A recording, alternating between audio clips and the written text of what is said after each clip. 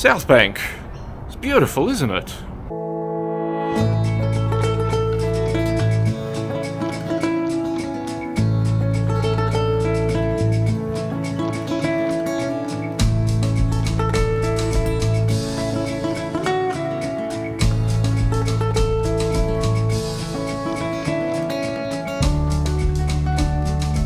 But hang on, it didn't always look like this. 35 years ago, this is what it looked like. The history of the Southbank parklands is of an area that has been repeatedly wiped clean. So let's take a look at the changes this area has gone through in the last 200 or more years. This area here, before European settlement, was characterised by dense woodland and rainforest. In fact, not far from here, there was a little creek that flowed into the Brisbane River near where Glenelg Street used to end, right about here. And there used to be an indigenous trackway that ran pretty much along where Stanley Street is now, and that went on to Woolloongabba, which was a huge indigenous campground. Oh, and there was a little sandy beach and another small encampment down near where the dry dock is today. 2 or 3 years after the foundation of the Moreton Bay Penal Settlement in 1825, wheat, maize, corn and sweet potatoes were planted in the area now taken up by Southbank. Indigenous raids on these crops and in other areas were an attempt to try and starve out the settlement. Some Indigenous peoples were shot, while a convict overseer was speared. In 1842, when Brisbane was open to free settlement, a small grid pattern of roads was surveyed at South Brisbane. It was in this year that the first land sales were held for the area in Sydney. South Brisbane was the transit point for goods coming into Brisbane from the Darling Downs and Ipswich. This made it an ideal place for hotels. The first inn here was opened in 1842, known as the Captain Piper, on Russell Street. In 1842, the first cargo ship berthed here at South Brisbane and not at North Brisbane, which is what the city pretty much was known back in the day. The ship was owned by the Hunter River Steam Navigation Company, and when they arrived here, there was no wharf. So the ship was tethered to a large gum tree known as McIntyre's gum tree.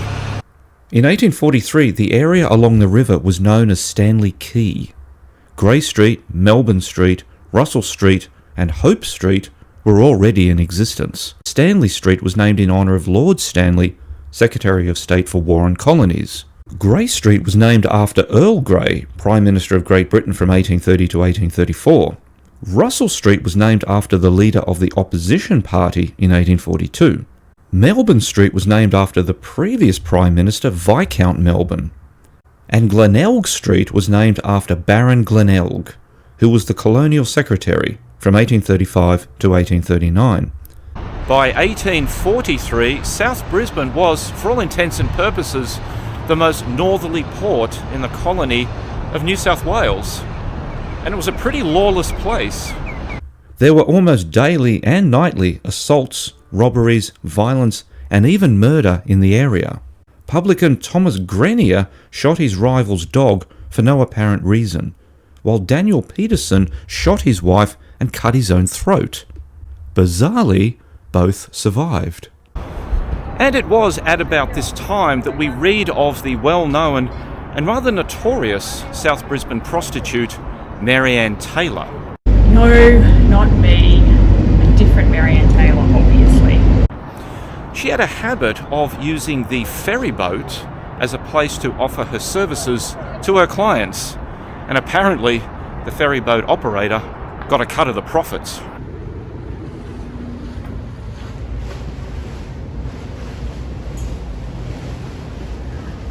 By 1850, South Brisbane had become the business heart of Brisbane. Even at this early time, South Brisbane was handling 80% of all goods being imported or exported through the town.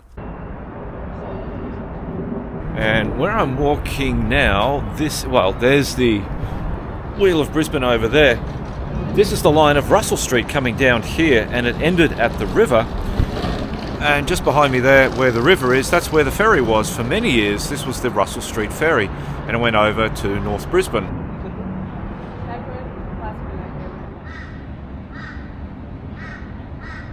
The Plough Inn, an icon of Brisbane, and it needs no introduction, but I will. The first hotel on the site was built in 1864. The current building was built in 1885, and it remained a working man's pub right up until World Expo 88. During Expo, it was converted from being a pub to a tavern. It's still a place where you go to get a drink. Nothing much really has changed, except the interior. There's hardly anything left. The first bridge over the river was known as the Brisbane Bridge and was opened in 1865. However, the council couldn't afford a steel bridge, and so they funded the construction of a wooden one, which only lasted for 3 years before it collapsed. The first Victoria Bridge was completed in 1874. Half of this bridge was swept away in the 1893 flood. The second Victoria Bridge was completed in 1897. It was demolished in 1969. And the third Victoria Bridge was completed in 1969, and that's the one that's there today. This here is the Ship Inn. The first hotel built on this site was in 1866. However, that hotel failed and the building became a boarding house. In 1879, it was licensed and became the Ship Inn. And then it closed in 1979 and was the home for quite a number of years of squatters and homeless people. It was restored and substantially rebuilt and was integrated into World Expo 88.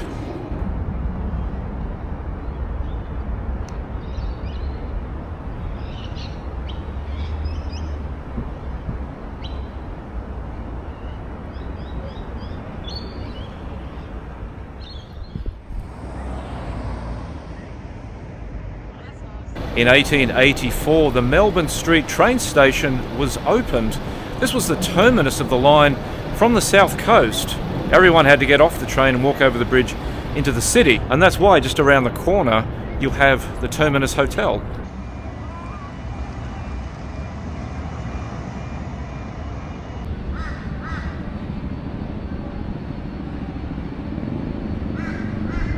That building behind me, which you can't quite see, that's known as the All Gas building.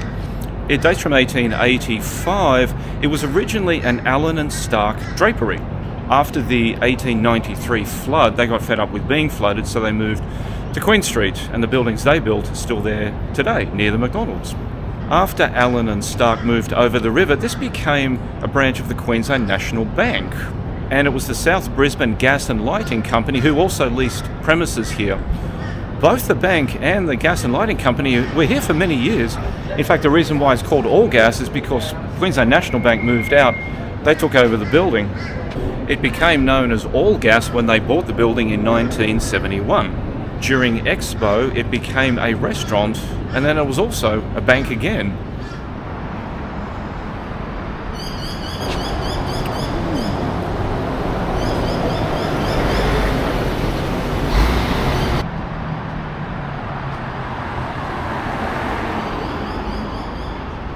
That magnificent old house across the road there is known as Collins Place. It was built in 1889 for Michael Foley, who was the proprietor of the Ship Inn Hotel. By the early 1980s, a lady by the name of Lynette Bloss was living there, and she discovered that her house was in the sights of World Expo. They wanted it. She fought against them taking it from her, but she lost. During World Expo, it was a spaghetti house. After World Expo, it became a police station, and it was in 2014 that the house was raised by 9 metres. Of course, today it's surrounded on both sides by these big buildings. It's really nice. I've never been here before. This leads up to South Brisbane train station. Oh, and there's the house. Looks great, doesn't it? I love stuff like that. In 1890, the Brisbane Milling Company set up operations round about where I'm standing here. Tribune Street used to run just down there, just near where that little coffee place is there. And it was a familiar landmark along the river for about a century. Their most famous product was the sea foam flower, whatever that is, and it was demolished in 1981 ahead of the World Expo redevelopment. The 1893 flood caused massive damage and disruption. This forced the move of the CBD from Southbank to where it is today in the city. In the 1890s, the Russell Hotel was begun at the corner of Stanley Street and Russell Street. In 1901, it became the King's Head Hotel.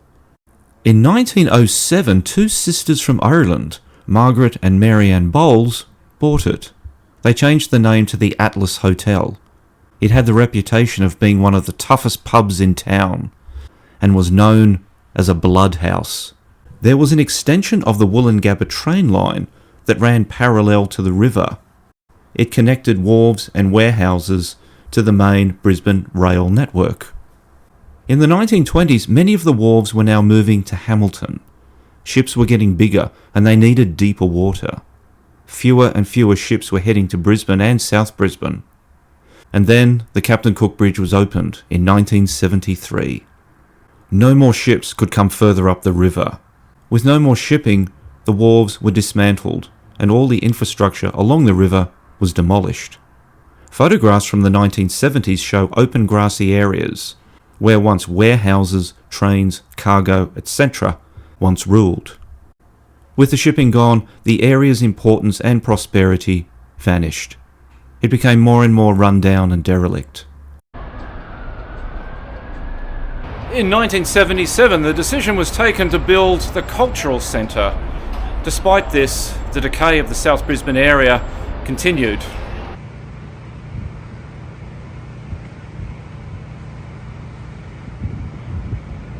So the question was, what do you do with this site? The answer they came up with was a world exposition. Kind of random, I suppose. The fellow who came up with the idea to host an expo in Brisbane, architect James McCormick. I hadn't heard of him either. His original idea, though, was for the expo to be held over at Kangaroo Point. And in this sketch of his from 1976, you can see the Story Bridge. Brisbane won the bid to host World Expo 88 in 1983, and they chose as the location South Brisbane, specifically the area along the river and the former wharves. This meant that the entire site had to be cleared, and by December 1985, they achieved just that. Expo was held from the 30th of April to the 30th of October 1988. 36 nations participated, including 3 that no longer exist. That includes the Union of Soviet Socialist Republics, the USSR, West Germany, and Yugoslavia. There was the Nepalese Peace Pagoda. However, it was originally in a different location. It was up here, next door to Collins Place. The Night Companion, also known as the Sky Needle, was later bought by Brisbane hairdresser Stefan, who moved it to his head office in South Brisbane. The Queensland Pavilion was later moved to Mackenzie and is today the Gateway Baptist Church. World Expo Park was open on land now occupied by the Convention Centre. The park closed in 1989. It was never popular. They even offered free admission to get people in, but to no avail. One of the most iconic structures at Expo was the monorail. The track was 2.3 kilometres long and had 2 stations, one at each end of the site. After Expo, one of the trains was shipped off to SeaWorld on the Gold Coast to join its existing monorail system there.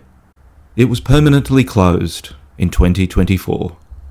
I actually had a season pass. It cost me $99. This is what it looked like. I got it at a bank in Garden City, I remember, and I went 25 times. To say that Expo was a success is a massive understatement. They were expecting about 8 million people to attend. By the end of the 6-month run of Expo, 18.5 million showed up. I think that Expo was the catalyst that made Brisbane start to reconsider its place in the world. No longer could it be seen as just a big country town. It was now a city. And from memory, I don't think anyone really wanted it to end. We were genuinely sad that Expo had finished. So the same question came up again. what do we do with this place? The government in the early days decided that they were just going to hand it over for commercial development. Well, once the public found out about that, it didn't last too long. They wanted this to be public space. With the decision taken to create public parkland space, the area was once again completely wiped clean. In 1989, the Southbank Corporation was formed, and on the 20th of June 1992, Southbank opened. There was once a canal that ran right through the site, and the whole place had a vaguely Venetian feel about it. There was the Butterfly House, and the Gondwana Rainforest Sanctuary. The Nepalese Peace Pagoda was moved to its current position. And then there was Kodak Beach. Today it's known as Streets Beach. On the 6th of August 1992, Diana Simisevic, a reporter for the Sydney Morning Herald, wrote about Kodak Beach, and she said, "One of the sillier ideas in a state which has some of the prettiest beaches in Australia is the miniature Kodak Beach in the centre of the park." And this area just here, you can see on the map, there's a bit of a bump in the river. What used to be on this side was a restaurant. It seems like this first version of Southbank was more a mix of things, attractions and natural areas, a place where you could see and do stuff. This may have been a residual vibration from Expo. So there was a rethink about Southbank. This culminated in the master plan redevelopment from 1997 to 2001.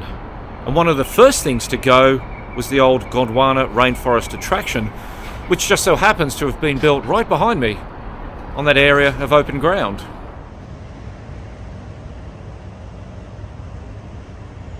Little Stanley Street. This was created in 1999, and it parallels more or less where the canal used to flow. The canal basically running just along here. The Southbank Grand Arbour was constructed. It follows part of the course of the original boat canal, and the arbour was opened in 2000.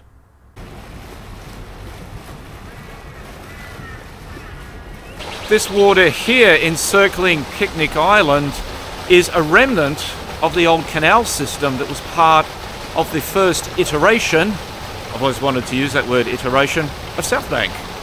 It's still here today. Everything else is gone. All the rest of the canal is gone. The ship inn is just through there. You can see the roof.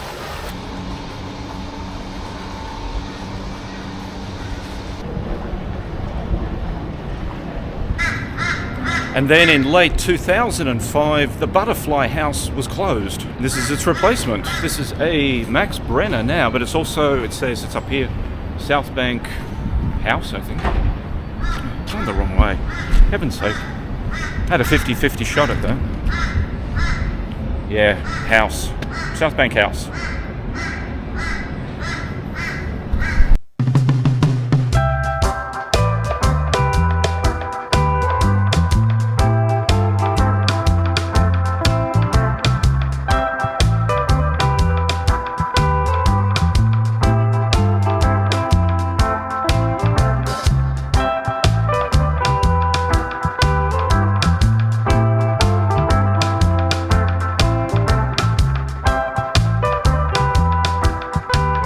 The Wheel of Brisbane, or is it the Brisbane Wheel? I don't know. It was built here in 2008. It was originally constructed at SeaWorld, but it was only there for about a year before they packed it up and moved it here. The Ferris wheel gives you an incredible view of the area directly beneath the Ferris wheel. Thank you. No worries. All right. Have a good day, guys. Thank you very much. And then in 2012, the ABC Brisbane Centre was opened, on the site of the former Atlas Hotel. So what is the future of Southbank? Well, there is a new draft plan, and that was created in 2022, that seeks to address some key factors. One of them is to protect the parkland for future generations, meet the changing needs of the community and tourists, responding to regional population growth. And I think that's a big thing, because this is a finite piece of land, yet more and more people are coming here to enjoy it. Managing aging assets and infrastructure, I think that's a very important part of it, because you've got to remember this place is, well, three and a half decades old now. It's not brand new. Think about this though. There was a time when all of this here, all of Southbank, didn't exist. Before European settlement, this was dense bushland and rainforest and indigenous camps and pathways and hunting grounds and all that. And then it became a place of industry and homes and wharves and business. And then that went. And then it became Expo. And then that went. And now it's the Southbank parklands. But what will be here in 500 years or 1,000 years? What will this place be?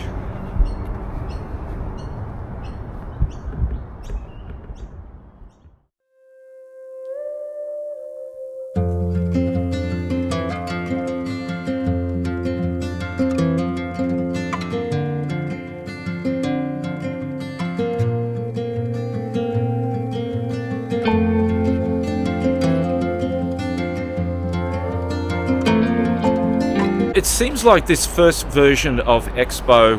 what was it? It was more a mix of things. It seems like this first... Oh, it's Southbank. It seems like this first version of Southbank... This may have been a residual... What was it? Vibration. It sounds corny. That's too new age.